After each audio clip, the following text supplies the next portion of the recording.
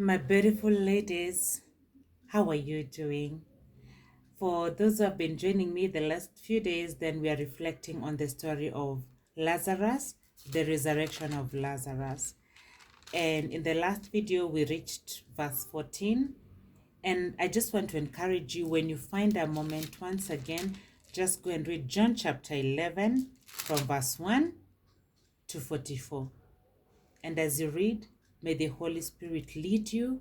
May the Lord bless you and lead you and guide you according to what He desires for you to do. So, verse 16. So Thomas, called Didymus, said to his fellow disciples, "Let us also go to die with him." When Jesus arrived, he found that Lazarus had already been in the tomb for 4 days. Lazarus had been in the tomb for 4 days. Now, Bethany was near Jerusalem, only about 2 miles away. And many of the Jews had come to Martha and Mary to comfort them about their brother. I just want to pause there for a moment to reflect on two things. One, that by the time Jesus arrived, remember Martha and Mary reached out to him a while back. By the time he arrived, Lazarus had been dead for 4 days. I think this is like really meaning it's over, it's done, there's no hope, dead. You know, dead, there's no life. So for 4 days, so that no one will doubt when God's glory is revealed. So, my beautiful lady, you could be in a situation where you called it quits, it's over. Like by human standards, indeed, there is no hope. And to confirm that, there are people who had come, during mourning and burial time. There's people, family, friends around to support. So there was crowds of people who are there, to encourage and support Martha and Mary. So there was evidence, or rather there were witnesses that indeed Lazarus had died. So that is not in question. And many of the Jews had come to Martha and Mary to comfort them about their brother. When Martha heard that Jesus was coming, she went to meet him. But Mary sat at home. Martha said to Jesus, "Lord, if you had been here, my brother would not have died. But even now I know that whatever you ask of God, God will give you." Let me pause there for a moment. I just see Martha's faith.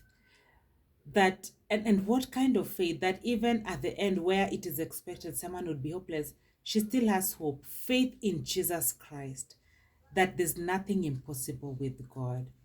You see, when all this is happening, and sometimes when we are going through, those difficult moments, or we find a place where we feel we are hopeless, sometimes we feel, God, why did you allow this to happen?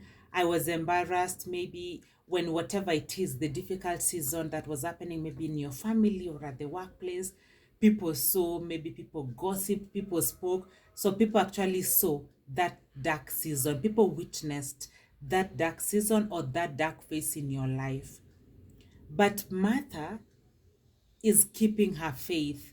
And it says, no, it doesn't matter. My brother has been dead for 4 days, but now you are here. You know what? You are here, Lord.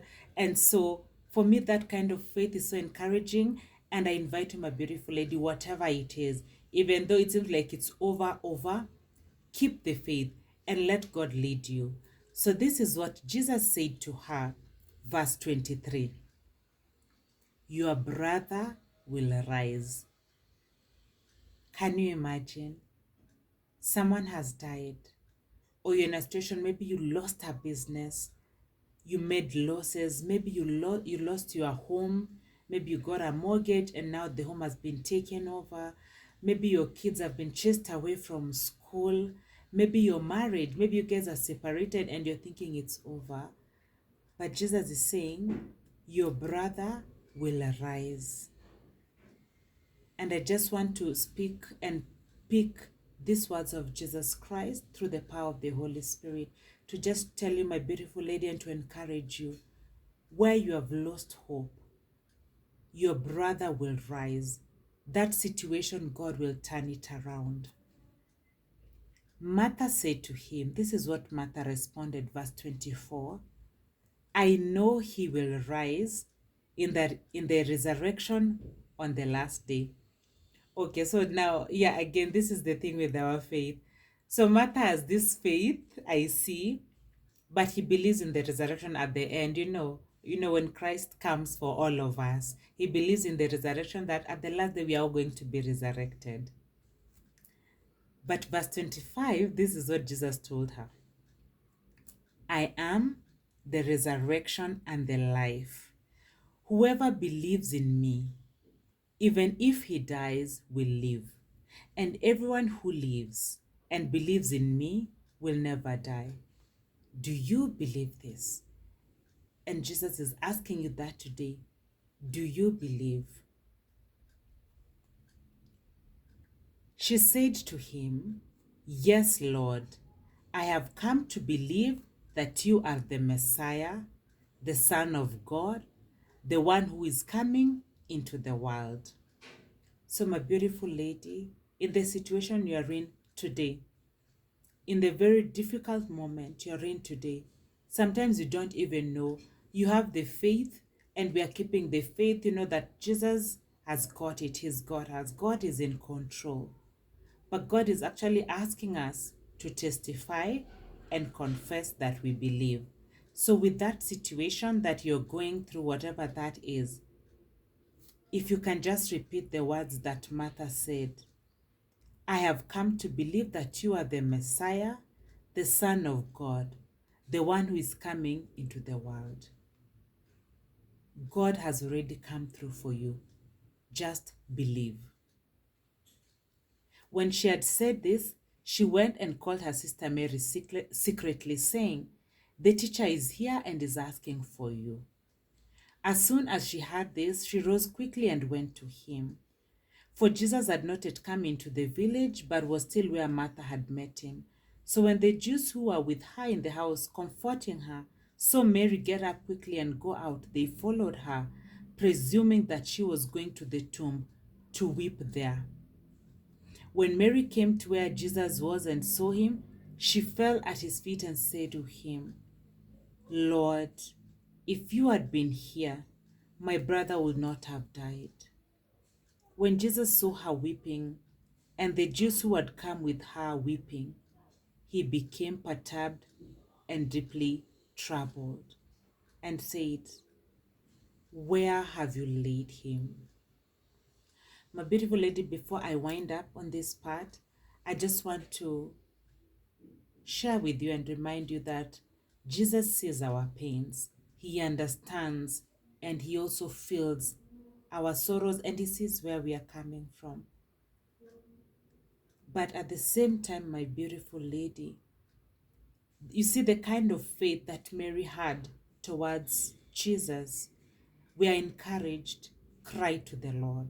And it's okay, because we know he's the one who can do everything. He's the beginning and the end, and so he has all the solutions. You might not know. Mary here is like, now me, I don't know, if you were here, he would not have died, but now see, he's dead. So she was in that pain, and she was deeply hurt. She was going through this season of mourning, and she was feeling probably hopeless, and probably that's where you are. For me, when I look at Martha and Mary, I just say that even in our journey of faith, God really understands our pain. And so if you're in a season where you just want to cry, where you just want to cry to the Lord, but cry to the Lord, then my beautiful lady, by all means, do it. Open your heart to the Lord, cry to the Lord, and let him see the pain in your heart. But trust me, he understands. So for me, I see two women who have strong faith, but expressing it differently. So by crying, it does not mean you don't believe in God, but it's a way of expression. So I pray that as we go about our day today, feel safe and confident in Jesus to cry to the Lord and express to him your pain. He hears and he's there. He's taking it in. I pray that you have a beautiful day and that the Holy Spirit guides you through whatever season, whatever difficult season you're going through. Just know that God is present with you. Have a beautiful day.